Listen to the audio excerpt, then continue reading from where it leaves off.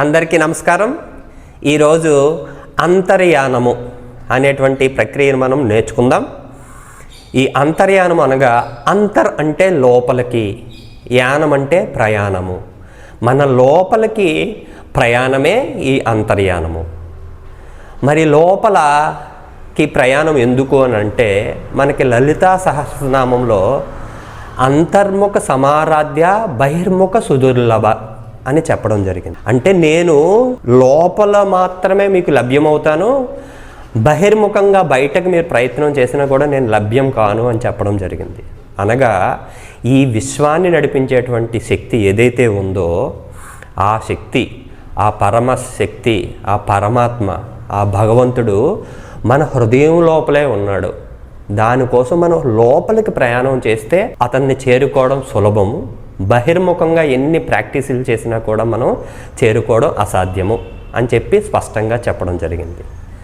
దానికోసమని చెప్పి మా గురుదేవులు డాక్టర్ శ్రీ రాపర్తి రామారావు గారు ఈ అంతర్యానం అనేటువంటి ప్రక్రియకి రూపకల్పన చేశారు. ఈ అంతర్యానం అనేది పతంజలి మహర్షి చెప్పినటువంటి అష్టాంగ యోగము, ఆసనము, ప్రాణాయామము, ప్రత్యాహారము, ధారణ, ధ్యాన, సమాధులు అన్నిటి తాలూకా సూక్ష్మ సాధనయే ఈ అంతర్యానము. అంటే ఈ అంతర్యానం చేయడం ద్వారా అష్టాంగ యోగంలోని అన్ని భాగాలని, అన్ని అంగాలని మనము సాధన చేసిన దానితో సమానం. కాబట్టి ఇది అందరూ సులభంగా శవాసనంలో పడుకొని చక్కగా దీన్ని ప్రాక్టీస్ చేయవచ్చును. కాబట్టి దీన్ని ప్రాక్టీస్ చేసి అష్టాంగ యోగం తాలూకా అంతిమ లక్ష్యమైనటువంటి సమాధి స్థితిని సులభంగా పొందవచ్చును.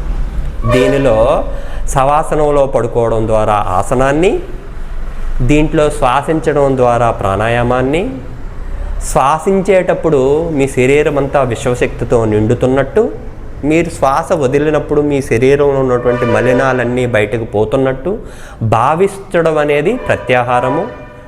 ఈ ప్రక్రియ అంతా అయిపోయిన తర్వాత మన దృష్టిని కనుబొమ్మల మధ్యన పెట్టడం అనేది ధారణా స్థితి, కంఠం దగ్గర పెట్టడం ధ్యాన స్థితి, హృదయంలో పెట్టడం సమాధి స్థితి. ఇలా ఈ అష్టాంగ యోగాన్ని సులభంగా మీరు పొందవచ్చును. కాబట్టి దీన్ని మీరు అందరూ ప్రాక్టీస్ చేయండి. దీని తాలూకా పూర్తి ప్రాక్టీస్ తాలూకా లింకు ఈ కిందన ఇవ్వడం జరిగింది. దాని ద్వారా మీరు ఈ సాధనని సులభంగా ప్రాక్టీస్ చేసుకొని దీని తాలూకా ప్రయోజనాన్ని పొందాలని కోరుకుంటూ నమస్కారం.